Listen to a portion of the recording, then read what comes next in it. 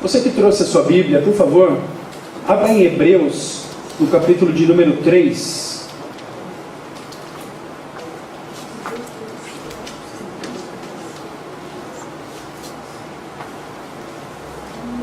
Hebreus, capítulo de número 3.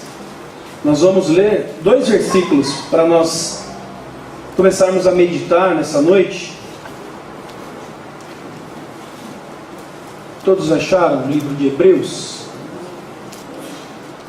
Vamos lá. Está lá no Novo Testamento, mais para o final do que para o começo. Carta aos Hebreus, no capítulo de número 3, nós vamos ler os versos 12 e 13. Diz assim a palavra de Deus: Vejam, irmãos, que nunca haja em qualquer um de vós um perverso coração de incredulidade que vos afaste do Deus vivo. Antes, exortai-vos uns aos outros todos os dias, durante o tempo que se chama hoje, para que nenhum de vós se endureça pelo engano do pecado. Nós estamos falando sobre mandamentos uns aos outros, mandamentos recíprocos. E o que nós lemos nesse versículo é o versículo 13. Nessa passagem nós lemos o versículo 13. Exortar uns aos outros. Irmãos, o que é exortar? Eu tinha um conceito errado de exortar. Errado não, diferente. Eu achava que exortar era apontar um erro. Eu entendia exortar como corrigir uma pessoa. Não, o pai está exortando o filho, está corrigindo o filho. Não. O conceito de exortar é o conceito de animar. É o conceito de encorajar. É o conceito de você dar um estímulo à pessoa ou induzir a pessoa a fazer algo. Não é apontar o dedo e falar: você está errado, você fez errado, você está entrando pelo caminho errado. Ao contrário, ou de uma maneira diferente, é encorajar, incentivar. E o autor de Hebreus está dizendo aqui: antes de termos um coração perverso da incredulidade que nos afasta de Deus, ele está nos encorajando durante o tempo que se chama hoje, que nenhum de vós se endureça.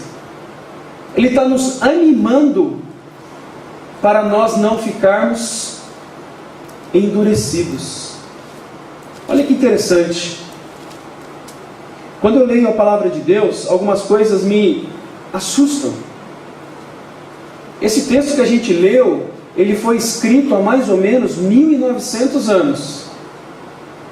Depois que Jesus nasceu, no primeiro século, foi escrito a carta de Hebreus. E quando eu leio um texto como esse, que eu vejo uma pessoa falando para outra: olha, não fica assim parado não fica assim duro, não fica assim congelado, não fica assim nessa vida, não vai para frente, caminha, dá um passo a mais, vamos lá, anima, estou com você, nós vamos conseguir. Eu sei que a vida é difícil, eu sei que a vida é dura, mas Jesus está com a gente vai. Eu leio um texto desse, que foi escrito há 2000 anos, eu falo: como é que alguém que escreveu um texto há 2000 anos parece que está me olhando no dia de hoje? Não é? Às vezes você pega uma carta que foi escrita há 50 anos, 60 anos, por exemplo. Seu avô escreveu uma carta para a sua avó.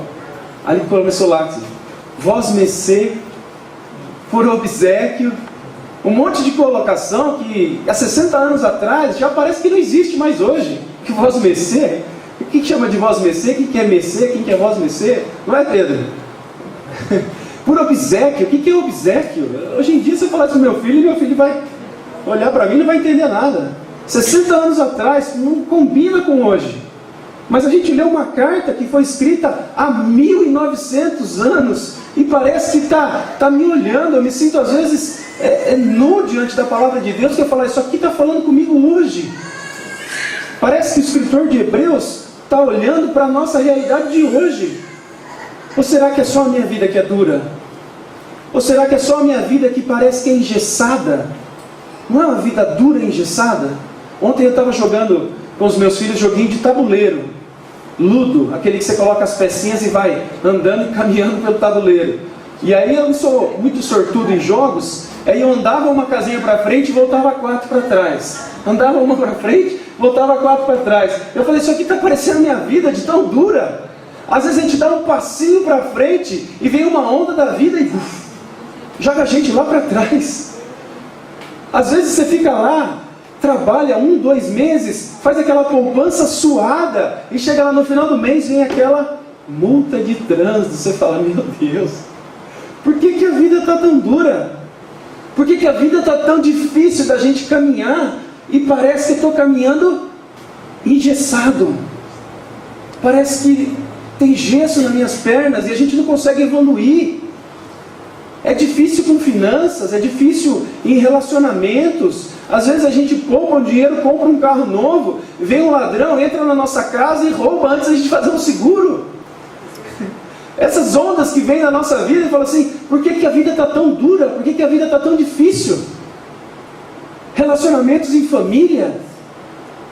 Às vezes nós temos um filho com problema, o filho é tratado, o filho melhora, e aí quando você fala, ufa, ele melhorou. Aí vem o pai, aí vem a irmã, aí vem o irmão. Estava conversando hoje de manhã com uma irmã, que ela falou, já estou tratando da 3ª pessoa da minha família com câncer. Primeiro foi uma, morreu. Quando eu achei que tinha acalmado, veio o outro. Agora estou com o 3º, eu não aguento mais. Quando é que essas ondas da nossa vida, elas vão deixar essa vida mais leve? É isso que o escritor está falando. Animem-se, animemos-nos, para que a nossa vida não seja tão engessada. Olha para a nossa vida, não só material de coisas, mas nossa vida espiritual. Quantos aqui de nós fomos convertidos há muito tempo? Começamos uma caminhada muito bem. Começamos lendo a palavra de Deus, tendo um alto relacionamento com Deus, tendo envolvimento com a obra e com o projeto do Senhor. Mas o tempo foi passando e a gente foi engessando. A gente começou a ser cristão meio crítico, né? Hoje o pastor não foi bem hoje não, né? Não gostei da palavra do pastor, hoje a palavra do pastor está meio, mais ou menos, o pastor está meio cansado, né? A gente começa a ficar engessado também na nossa vida espiritual. A gente começa a buscar menos. A gente começa a orar menos. A gente começa a se relacionar menos com Deus. E a gente entra nesse ciclo, que é um ciclo vicioso, onde a gente não consegue evoluir e fica engessado. Eu não sei se vocês conseguem compreender isso, mas olhando para isso, eu comecei a pensar na minha vida. Essa é a vida da maioria das pessoas nos dias de hoje. Uma vida dura, uma vida difícil, tanto na vida pessoal como na vida espiritual. E para nós começarmos a falar um pouquinho sobre essa vida engessada, eu queria mostrar para vocês o que acaba no final da vida de uma pessoa que passa a vida inteira engessada. A Bíblia conta a história de um homem que começou, parecia que estava indo por um bom caminho, tinha uma oportunidade imensa, e quem sabe ele estava caminhando, mas de repente começou a ficar engessado, começou a ficar pesado, e as coisas começaram a frear e nada mais acontecia. Eu queria contar para vocês a história de um homem que envolveu sua família nesse engessar na caminhada, e como isso prejudicou a vida dessa família. Abra comigo a sua Bíblia em Gênesis, no capítulo de número 12. Nós vamos ler uma história interessante, acho que você já conhece.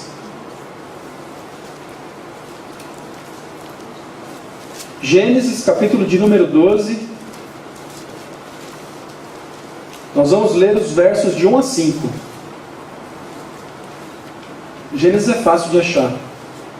Primeiro livro da Bíblia, capítulo de número 12, verso de número 1, diz assim: Ora, o Senhor disse a Abraão: sai da tua terra, da tua parentela e da casa de teu pai, para a terra que eu te mostrarei. Farei de ti uma grande nação, e te abençoarei, e te engrandecerei o nome, e tu serás uma bênção. Abençoarei os que te abençoarem, e amaldiçoarei os que te amaldiçoarem, e em ti serão benditas todas as famílias da terra. Olha que bênção que Deus prometeu para Abraão. Versículo 4: Partiu, pois, Abraão, como o Senhor lhe tinha dito, e foi Ló com ele. Tinha Abraão 75 anos, quando saiu de Harã. Abraão saiu consigo a Sarai, sua mulher, e a Ló, filho de seu irmão. Vamos parar esse versículo por aqui. O personagem que nos ajuda a entender o que é uma vida engessada e o fim de uma vida engessada, ele é esse homem que Deus descreve que saiu junto com Abraão e Sara. Esse homem que se chama Ló. Ló era um garoto, ele era sobrinho de Abraão. Ele era filho de um homem chamado Harã. Harã era o irmão de Abraão. E Harã morreu. E ele tinha um filho. O filho de Harã era Ló. E quando Ló viu que seu pai morreu, ele continuou vivendo com Abraão. E quando Deus chamou Abraão, sai da tua casa, da tua parentela e vai para outro lugar onde eu estou te levando, o que Ló fez? Foi junto com Abraão. Ló passou a ser quase um filho de Abraão, andava muito próximo de Abraão, não tinha referência de pai, mas tinha o tio como o grande líder do clã, porque antigamente, nessa época de Abraão, as famílias não viviam como nós vivemos hoje. Por exemplo, hoje vivo eu, minha esposa e meus 2 filhos numa casa. Vivem meu irmão, a esposa e as 2 filhas numa outra casa. Vive meu pai e minha mãe numa outra casa. Não, antigamente eles viviam todos num clã, todos juntos. E Abraão era o grande líder deste clã. Ele era o homem que ia na frente. Ele era o homem que liderava. E Ló vivia junto com Abraão. Então quando Abraão falou, nós vamos para a terra onde o Senhor nos enviou, Ló foi junto. Saiu de Ur dos Caldeus com destino a Canaã. Irmãos, pensa comigo o tamanho da oportunidade de vida que tinha esse homem chamado Ló. Ele estava ao lado, ele era sobrinho, ele era quase filho de Abraão. Ele estava do lado do homem que tinha, quem sabe, uma das maiores promessas que foi dado a algum homem nascido de pó. Ló tinha a oportunidade de estar com Abraão e ver todos os milagres que Deus estava fazendo por toda a vida dele. Quem sabe Ló podia dar continuidade àquilo que Abraão estava fazendo.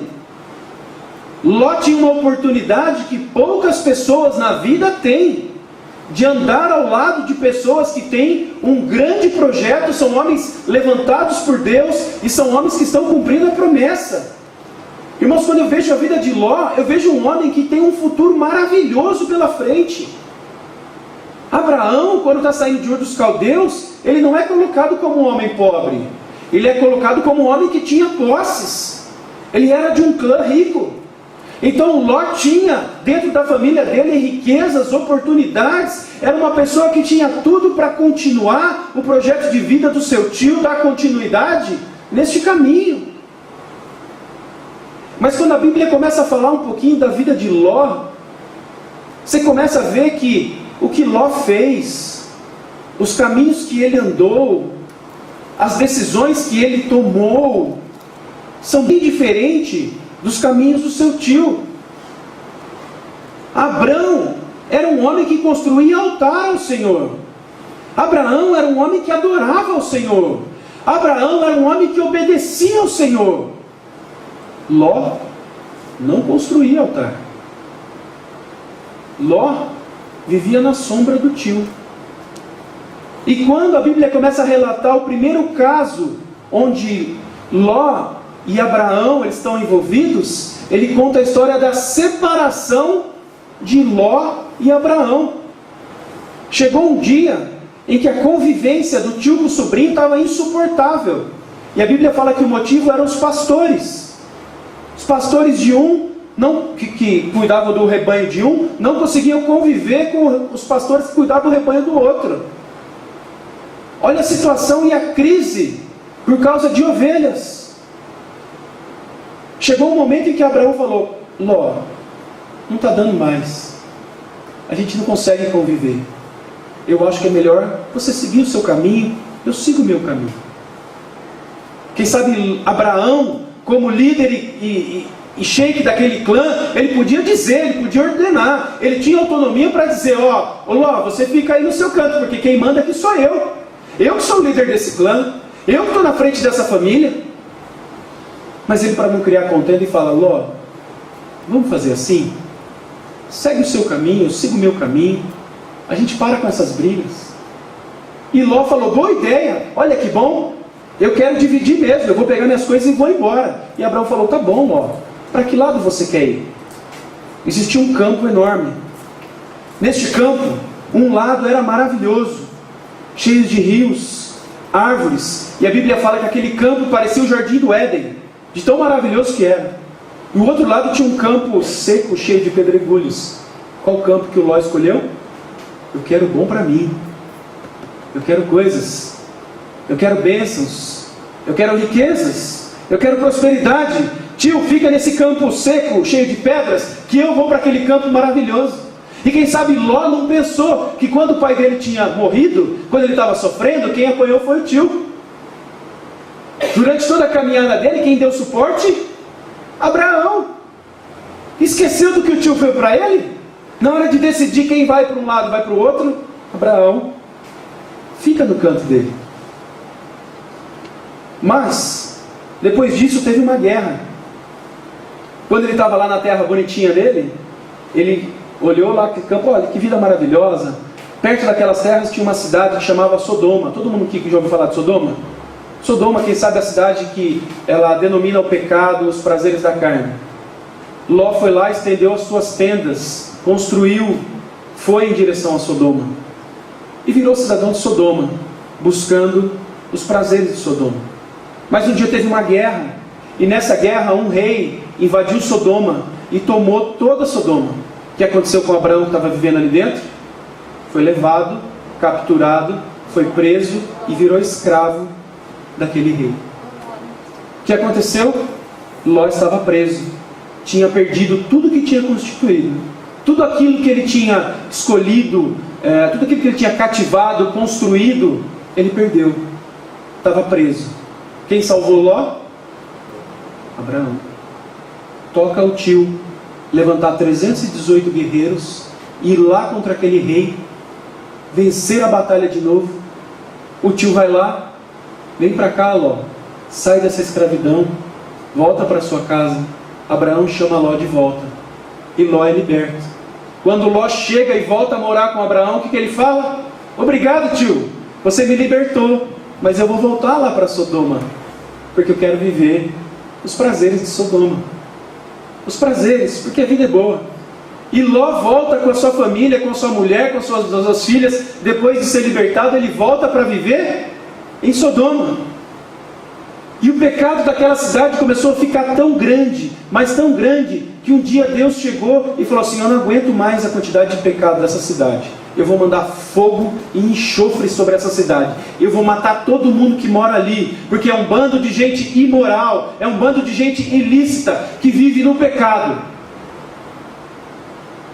Quem que morava ali dentro? Ló. Ló iria morrer. Mas Abraão chega assim para Deus e fala: Deus, se existiu um justo ali dentro, o Senhor o salva? E Deus fala: se existiu um justo, eu salvo. Então os anjos do Senhor, eles foram até Sodoma, foram lá na casa de Ló. Ló, é o seguinte: amanhã vai cair fogo do céu e enxofre. Todo mundo vai morrer. Todos. E é o momento de você e sua família saírem daqui.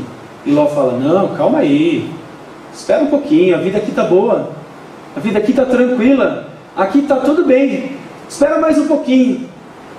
E Gênesis 19 conta que esses anjos, eles pegaram Ló pelo braço, pegaram a mulher de Ló pelo braço e falaram: vamos embora da cidade, porque a ira do Senhor está chegando. E eles falam: peraí, posso pegar mais alguma coisinha? Posso levar aqui, sei lá, uma coisa para de recordação, um porta-retrato? O anjo fala: vocês não estão entendendo, todo mundo, tudo vai morrer, vai acabar. Vamos embora. E Ló, ele é carregado com a sua esposa, com as suas 2 filhas para fora da cidade. E o anjo fala o seguinte para Ló: Ló, tudo vai acabar. Não volte, nem olhe para trás. O que aconteceu na história que todo mundo já conhece? A mulher de Ló olha para trás e vira uma estátua de sal. Irmãos, tudo aquilo que o Ló investiu na sua vida pereceu. Tudo. Tudo que o Ló constituiu durante toda a vida dele, gado, riqueza, frutos, família, tudo pereceu. A mulher dele virou estátua de sal. Irmãos, a vida de Ló foi tão degradante até o final, que a Bíblia conta que depois que ele saiu de Sodoma, ele foi morar numa caverna com as suas 2 filhas. E as 2 filhas de Ló, elas estavam pensando assim: olha, só estamos aqui nós 2 e nosso pai, e nós não vamos ter descendência. O que nós vamos fazer? As 2 filhas embebedaram o pai Ló, tiveram relação com o pai, e as 2 filhas conceberam filhos do pai. Olha a desgraça que foi a vida de Ló. De Ló nasceram Amon, que foram os amonitas, e Moabe, os moabitas. 2 tribos que sempre brigaram contra a descendência de Abraão.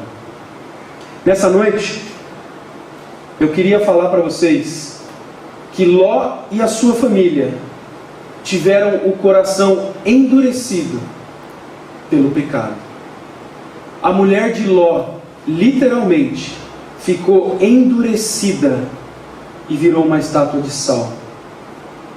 Que nessa noite a palavra de Deus, ela nos encoraje, ela nos mova ela nos incentive para nós não ficarmos endurecidos e virarmos uma estátua de sal. Se eu pudesse dar um tema para essa mensagem, eu diria: eu não sou uma estátua de sal. E para falar disso, eu queria falar de um tema que há muito tempo a gente não ouve, ou ouve com muito pouca frequência. Mas quando eu fui convertido lá no final da década de 90, ou quando eu comecei a caminhar mais próximo do Senhor, lá no final da década de 90, quem sabe a gente ouvia muito. A gente ia de um extremo ao outro. É uma coisa chamada batalha espiritual. Paramos de falar sobre batalha espiritual. A igreja fala muito pouco sobre batalha espiritual. E eu me lembro que quando eu ouvia falar sobre batalha espiritual, era engraçado. Tinha uma irmã na igreja que via o diabo em tudo. Ela falava assim: não, se alguém está bocejando durante o louvor, é porque o diabo está saindo do corpo dela, sem manifestação. Eu lembro muito daquelas baladas e eu achava engraçado, porque tinha gente que via o diabo em tudo. Tudo era culpa do diabo. Então, a pessoa não pagou uma conta no banco e a pessoa foi protestada e ela falava: isso aqui é culpa do diabo que protestou. Não, isso não é culpa do diabo. Se você não paga uma conta e ela é protestada, o erro é seu. Mas tinha uma época que tudo era o diabo, a culpa era do diabo. E a gente parece que partiu para outro extremo, onde nós esquecemos de falar da batalha espiritual. E sabe o que batalha espiritual tem a ver com endurecimento de coração? Tudo. Sabe por que muitas vezes as nossas vidas, ela está pesada, ela está difícil de caminhar, não progride em muitas áreas, a sua vida espiritual não evolui? Porque nós não estamos mais olhando para a batalha espiritual. E porque o nosso inimigo, ele está congelando, endurecendo as nossas vidas, e nós não estamos mais batalhando. Nós somos aqueles soldados que estamos no frente da batalha assim, ó, agachados, nos protegendo e vivendo uma vida endurecida, onde nós não estamos tomando uma posição e caminhando. O que o escritor de Hebreus está falando aqui: encorajem uns aos outros, para que a nossa vida não seja engessada. O que ele está falando é assim: pega a sua armadura, levanta e batalha. Encorajem uns aos outros para levantar e começar a batalhar pela sua vida. Nós precisamos nos levantar como homens, como mulheres, e começarmos a batalhar, e encorajar o irmão que está ao lado, que está sofrendo, a levantar para essa batalha. Porque quando a gente não olha para essa batalha espiritual, a gente fica sofrendo.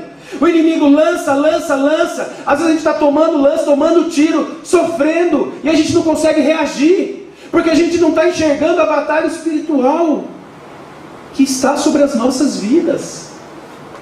Irmãos, você não está vendo, eu não estou vendo, mas em cima de você e de mim tem um monte de anjo batalhando. Sabe por quê? Para que você pare de prestar atenção na palavra de Deus, para que o seu pensamento vá para a sua casa, para que a sua mente se direcione para a ceia de final de ano, para o que você vai fazer esse resto de ano. Existe uma batalha espiritual em cima de todos nós que estamos aqui, querendo tirar o nosso entendimento da palavra de Deus, para nos deixar endurecidos, para que nós não evoluamos, para que nós não cresçamos, para que nós fiquemos estagnados, engessados, e viremos uma estátua de sal. Abra sua Bíblia em em Efésios. Nós vamos falar sobre batalha espiritual. Efésios, capítulo de número 6. Nós vamos ler os versos de 10 a 20. Carta de Paulo aos Efésios, no capítulo de número 6.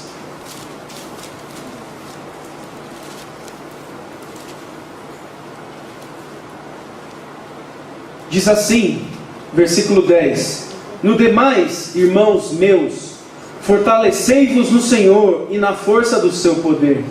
Revesti-vos de toda a armadura de Deus, para que possais estar firmes contra as astutas ciladas do diabo. Pois não temos que lutar contra a carne e o sangue, e sim contra os principados, contra as potestades, contra os poderes deste mundo tenebroso, contra as forças espirituais da maldade nas regiões celestiais.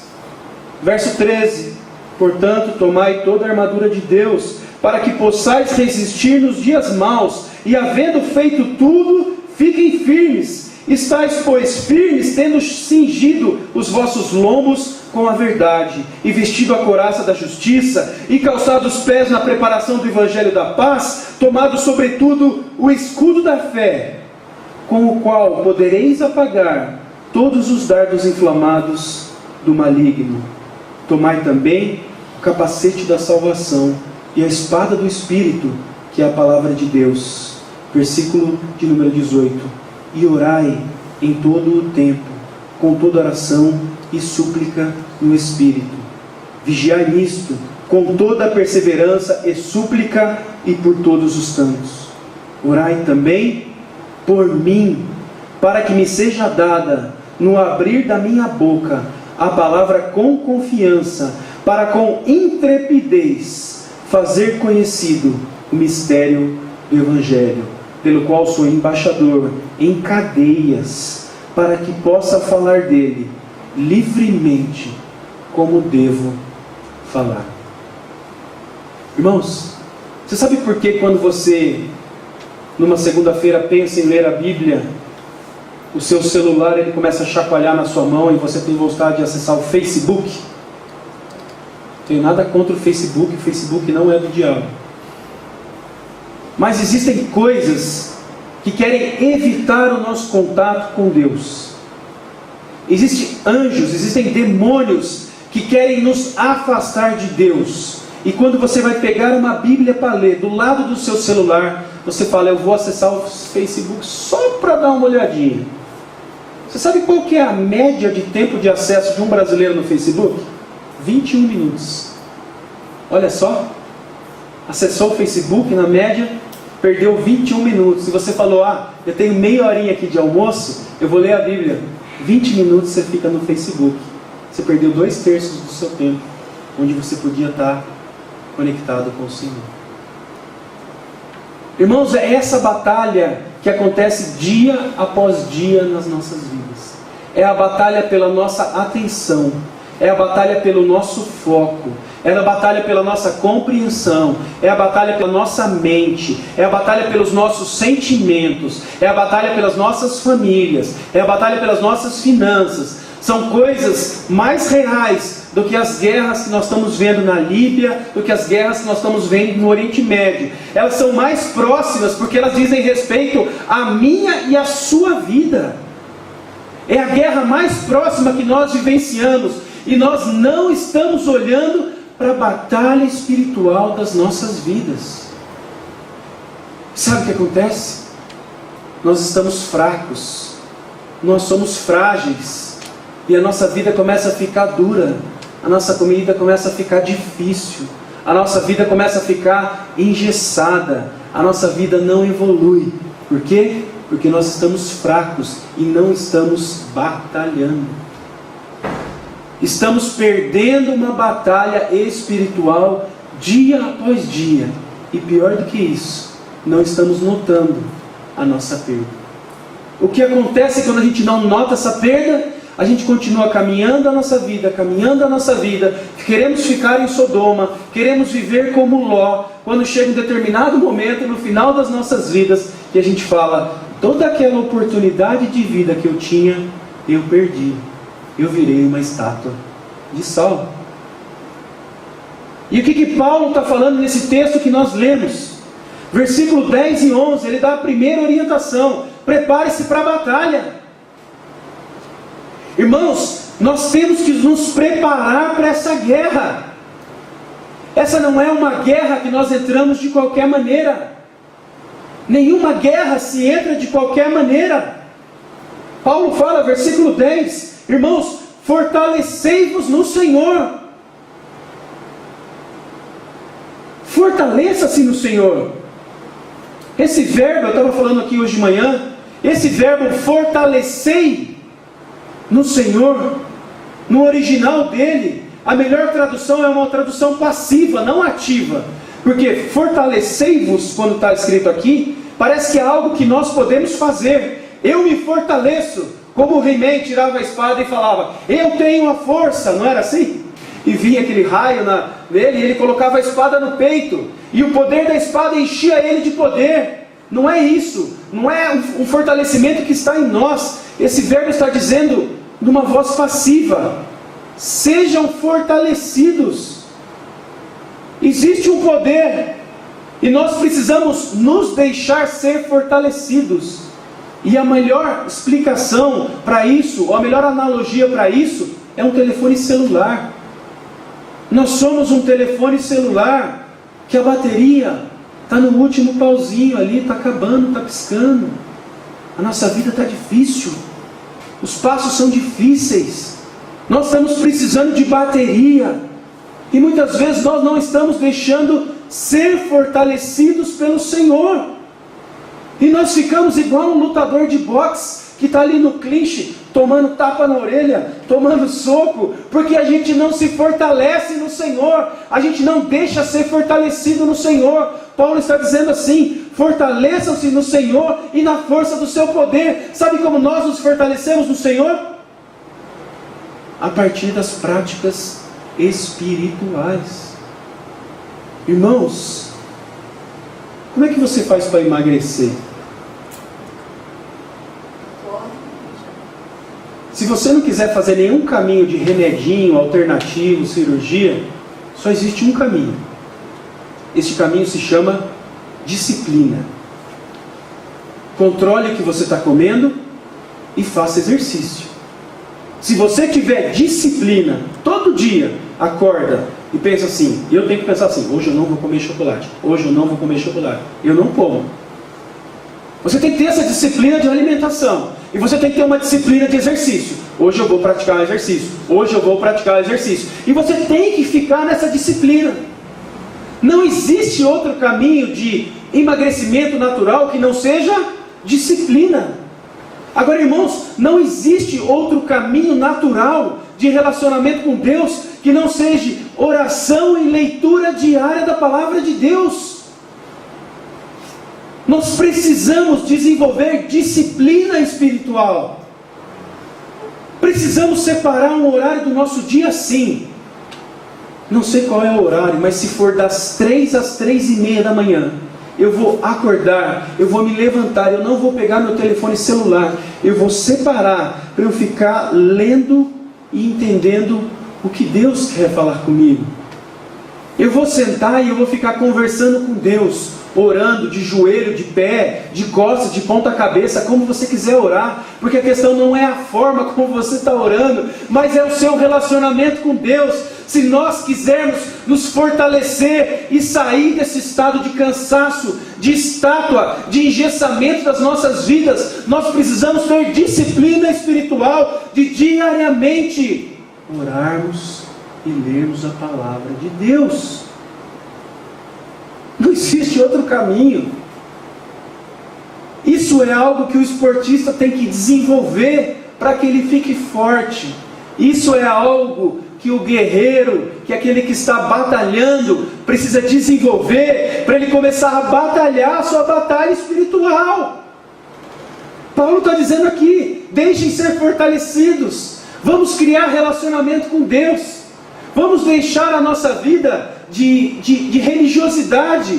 Vamos parar de achar que relacionamento com Deus é só domingo, é só através do pastor e é só através do rito que a gente faz dentro desse templo.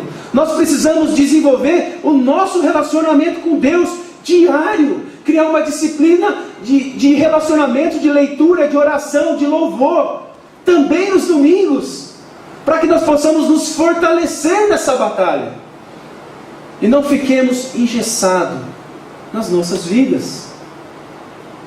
E o que Paulo fala aqui no versículo de número 13, ele diz assim, versículo 12, porque não temos que lutar contra a carne e o sangue, e sim contra principados, contra potestades, contra poderes deste mundo tenebroso, contra as forças espirituais da maldade nas regiões celestiais, irmãos. Nós não estamos batalhando contra ser humano. Você não está guerreando com o seu cônjuge.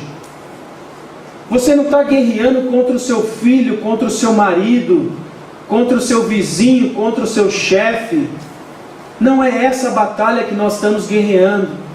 Nós estamos guerreando, sabe contra quem? Contra aqueles anjos maus que agem no escuro.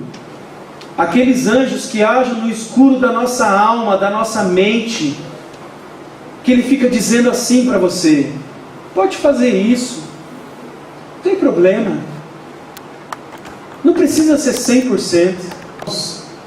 A Bíblia nos fala em Efésios, capítulo de número 5, que quando nós aceitamos Jesus como Senhor e Salvador das nossas vidas, nós recebemos um selo do Espírito Santo. Nós fomos selados. Quando você aceitou Jesus como Senhor e Salvador da sua vida, você recebeu um carimbo sobre a sua vida. Sobre a sua vida está o Espírito Santo de Deus. E o diabo sabe que sobre a sua vida ele não pode nada. Ele sabe que tem um selo sobre você que não vai mudar a sua vida. E sabe qual que é o papel dele? É deixar você quietinho no seu canto a sua vida inteira. Estéril. Não dando frutos. Não fazendo a diferença no mundo onde você está. Ele sabe que sobre você, Beth, tem um selo que ninguém tira. O sangue que Jesus derramou na cruz foi por você. E você está selada com o Espírito Santo. Nós estamos selados. Contra nós não tem mais o que fazer. Pedro, você está selado. O dia do Senhor chegará sobre a sua vida e você vai ser salvo. Nós seremos salvos e nós estamos esperando o dia que o Senhor virá. Justino, você está dando cada dia um passo a mais para o dia que você vai ser remido. Nós seremos remidos, nós estaremos com o Senhor, nós viveremos com o Senhor. O diabo sabe que o selo está sobre nós e o que ele quer fazer é nos deixar fracos, estéreis, para que nós não façamos a diferença no mundo. Porque a nossa luta não é contra carne e sangue. Nós não estamos batalhando com pessoas. Nós estamos batalhando com anjos maus que querem nos deixar engessados. Irmãos, nós precisamos exortar uns aos outros para que não fiquemos só levando bordoada. Quem sabe essa é uma expressão grotesca, mas que muitas vezes é o que nós estamos passando. E Paulo fala isso. Crie disciplina, crie relacionamento. Saiba que você não está batalhando contra ninguém, você está batalhando contra os demônios e os anjos do mal. Mas ele fala uma terceira coisa que é maravilhosa. Ele fala sobre a armadura de Deus. E quantos de nós estamos usando a armadura do Senhor? Ele fala do cinto da verdade. Coloquem o cinto da verdade. O cinto era a peça da armadura dos romanos que segurava a couraça. Então, sem o cinto, você não segurava a sua proteção. E quando a Bíblia fala de verdade, quem é a verdade? João 14. Eu sou o caminho, a verdade e a vida. Jesus está dizendo isso. Eu sou a verdade. Então, o cinto da verdade é Jesus. Que sejamos enraizados em Jesus. E usemos a couraça da justiça. O que é couraça? Couraça, hoje em dia, para a gente perceber e entender, é um artefato que você coloca no seu peito como um colete antibalas. Naquela época era usado contra as lanças e contra as espadas. A couraça da justiça. O que é a couraça da justiça? Não é a minha justiça. Não é a sua justiça. É a justiça de Jesus na cruz. Porque não existe um justo sequer. E aquele que era justo morreu por nós. Então todos os dardos, todas as setas que vão chegar contra você, quando o diabo quiser te acusar, quando o diabo quiser jogar a culpa sobre você, ela não chega até a sua vida, porque em cima da sua vida tem a couraça da justiça de Jesus. E a justiça de Jesus, irmãos, é impenetrável. Nenhuma seta pode furar a couraça de Jesus.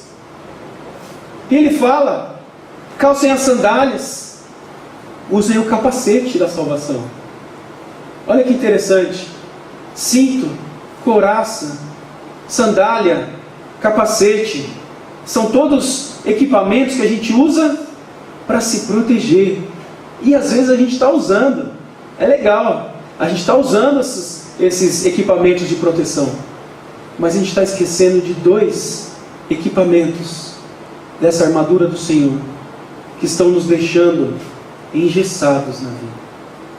Olha aqui comigo. Versículo de número 17. Tomai também o capacete da salvação, que é um equipamento de proteção, e a espada do Espírito. Irmãos, o que é alguém num campo de batalha que não sabe manejar uma espada? O que é um guerreiro que não sabe usar a sua lança? É alguém que vai conseguir vencer os seus inimigos? É alguém que vai conseguir matar os seus inimigos e vencer os seus desafios? Ou é alguém que vai ficar se defendendo a vida inteira, levando tapa na orelha e levando bordoada? Sabe por que muitas vezes a nossa vida está engessada? Porque nós não sabemos usar a espada. E a espada, a palavra diz que é a palavra de Deus. A palavra de Deus é a espada. Quando o diabo levou Jesus lá para o deserto e falou: Jesus, você está com fome? Transforma o pão em pedra. O que Jesus falou? Está escrito. Pela palavra. Quando o diabo levou Jesus lá para cima do pináculo e falou: se joga, Jesus falou o quê? Está escrito. Irmãos, quando nós não temos disciplina de buscar a palavra do Senhor diariamente, nós não sabemos manejar a palavra. E quando nós precisamos levantar para uma batalha e começar a usar a nossa espada para batalhar contra os nossos inimigos que estão nos ambientes celestiais, nós não conhecemos a palavra de Deus. Nós começamos há 2 anos atrás algo que é fundamental, que se chama Escola Bíblica Dominical. Sabe o que é Escola Bíblica Dominical? É treinamento e pós-graduação para espadachim. Para quem quer levantar e sair do gesso que está a vida, do sofrimento que está a vida, pegar a sua espada e começar a batalhar. Mas a nossa classe, Escola Dominical, ela não cresce. Porque a gente não quer aprender a palavra. O que acontece com nós cristãos deste século é que é gostoso ficar sentado e ouvindo. Mas nós não queremos desenvolver o nosso relacionamento com Deus, o nosso projeto de leitura da palavra. Sabe como você vai vencer os desafios na sua vida? Dizendo: está escrito. Está escrito. Essa é uma arma de ataque. E a segunda arma de ataque que ele coloca aqui no versículo de número 18 é assim: e orai em todo o tempo, com todo o coração e súplica no Espírito. Oração. Nós nos levantamos dessa nossa vida engessada através da leitura da palavra de Deus e da oração. Sabe o que é interessante? É que quando Paulo está escrevendo aos Efésios, ele não fala ore por você mesmo. Ele fala ore uns pelos outros. Ore pelo outro. Por isso que nós começamos orando uns pelos outros. A oração na armadura de Deus não é algo que você usa para você. Sabe o que você usa para você? A espada, que é a palavra. Você aprendeu a batalhar, você usa a sua espada e você se defende. A oração é a arma que eu uso para proteger todos os meus irmãos. Nós precisamos orar uns pelos outros. É como aquele cara que está no fronte de batalha, está vendo seus amigos levando tiro. Ele começa a dar tiro por ele e começa a proteger os seus amigos. Oração e leitura da palavra de Deus. A conclusão dessa minha palavra nessa noite é que, para nós não nos tornarmos estátuas de sal, nós precisamos, primeiro, ser fortalecidos pelo Senhor, através de uma disciplina. Fortalecimento é disciplina. Segundo, nós precisamos nos especializar no uso da espada, que é a palavra de Deus. Irmãos, às vezes tem uma inveja santa de homens que conhecem muito a palavra de Deus, porque eu falo, eu queria ser igual a esse homem, eu queria ter todo esse conhecimento, eu queria ter essa fome, esse desejo, eu queria ter todas essas informações dentro do meu coração, da minha mente, dos meus braços, dos meus pés. Que nós tenhamos essa fome pelo desenvolvimento do conhecimento da palavra de Deus, porque o conhecimento transforma as nossas vidas. E nós precisamos urgentemente encontrarmos uma ou duas pessoas com as quais nós podemos orar uns pelos outros. Você precisa encontrar amigos de oração, que orem uns pelos outros e carreguem as cargas uns dos outros. Olha que legal que Paulo fala: orem por mim. Paulo está falando isso. Orem vocês por mim. E o que o Paulo fala? Mas não ora para eu sair dessa cadeia aqui, porque ele estava preso numa cadeia quando ele estava escrevendo. Não ore para eu sair da cadeia, ou para eu ganhar uma casa na praia, ou para eu ser bem sucedido. Paulo fala assim: orem por mim, para que me seja dada, no abrir da minha boca, a palavra com confiança, para com intrepidez fazer conhecido o ministério do Evangelho. Que Deus nos ajude nessa noite, que a palavra seja exortar uns aos outros, que a palavra nos leve a tomar uma atitude, leve a nós desenvolvermos um novo hábito, um hábito de relacionamento com Deus.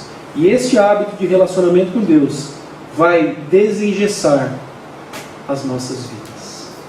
Vamos orar?